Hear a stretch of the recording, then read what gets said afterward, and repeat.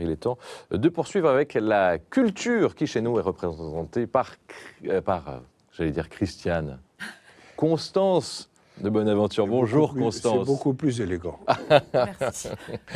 Bonjour David, bonjour monsieur. Ça vous a intéressé? Bonjour à tous. Ça m'a intéressé, ouais, c'était passionnant.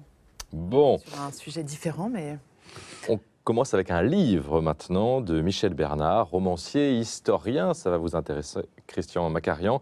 Il publie Le Bon Sens, la suite du Bon Cœur, qui avait remporté en 2018 le prix roman France Télévisions, où il revisitait la figure légendaire de Jeanne d'Arc. Oui, alors avec Le Bon Sens, on reste vraiment dans cet univers, puisque ça se passe en 1449, 18 ans après l'exécution de Jeanne d'Arc. Charles VII est en train de reconquérir son territoire en expulsant les Anglais. Et c'est dans ce contexte qu'une petite poignée d'hommes se plonge dans les archives du procès de Jeanne d'Arc avec un seul objectif, réhabiliter la martyre. Alors c'est un roman qui vraiment nous entraîne dans cette quête effrénée de justice, et ce, malgré la résistance à l'époque d'une partie de l'Église catholique. Jeanne d'Arc sera finalement innocentée en 1456. Alors moi, c'est vraiment toute une partie de l'histoire de Jeanne d'Arc que j'ai vraiment découverte à travers ce roman. Et Michel Bernard, grâce à son double talent et de romancier et d'historien, il réussit vraiment ici à nous dresser une chronique très littéraire de cette partie de l'histoire de France. Et au fil des pages, on s'attache à la figure du roi Charles VII, et puis on rentre aussi dans cette soif de justice. Le Bon Sens, c'est de Michel Bernard et c'est aux éditions de la Table Ronde. Il a du bon sens, le pape François, Christian Macarian? Oui, je crois, quand même. Enfin, il faut aussi que tous ceux qui observent son action aient à leur tour du bon sens. C'est le message de la matinée.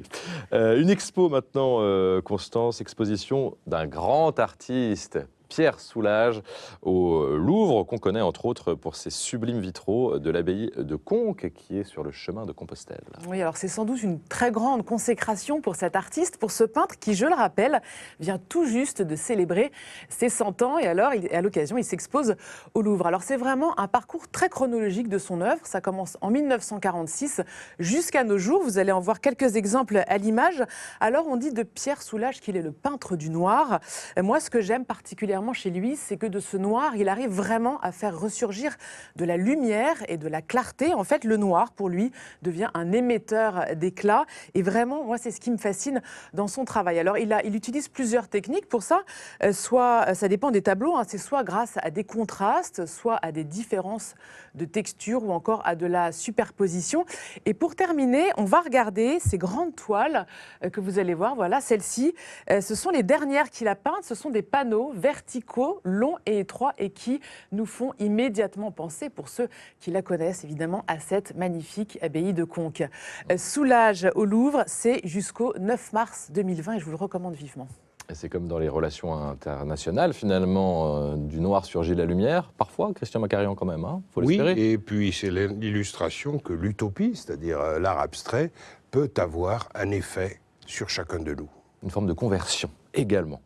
Il est presque l'heure, Constance, de retrouver la messe célébrée chez nos amis belges dans le diocèse de Tournai. Vous avez quelque chose d'ailleurs à nous montrer dans cette église, l'église Saint-Martin, où on va célébrer la messe, Constance. C'est à Steenkerk. Oui, l'église Saint-Martin, alors c'est une église typique de la région.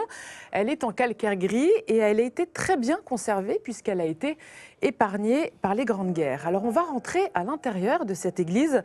Regardez, c'est très harmonieux. L'église a été restaurée récemment. Et puis, vous allez le voir, cette église abrite un trésor. Ce sont des pierres tombales extrêmement bien préservées aussi. Il s'agit du seigneur Guillaume de Gavre avec son épouse Béatrix. C'est une représentation réaliste et stylisée. Et vous voyez ici, sur ces images, Guillaume de Gavre qui est en tenue de chevalier. Leur visage et leurs mains sont en marbre blanc. Les mains sont jointes et les yeux sont ouverts, ce qui illustre la confiance, la résurrection et l'espoir. Et puis il y a ce blason qui permet d'identifier la famille. Alors juste en dessous, à leurs pieds, un lion. C'est l'animal qu'avait choisi Guillaume de Gavre avant de mourir et qu'il voulait avoir à ses pieds de gisant. Et si ces dalles funéraires sont si bien préservées, c'est entre autres parce qu'elles ont été accrochées au mur. Merci Constance pour cette belle visite.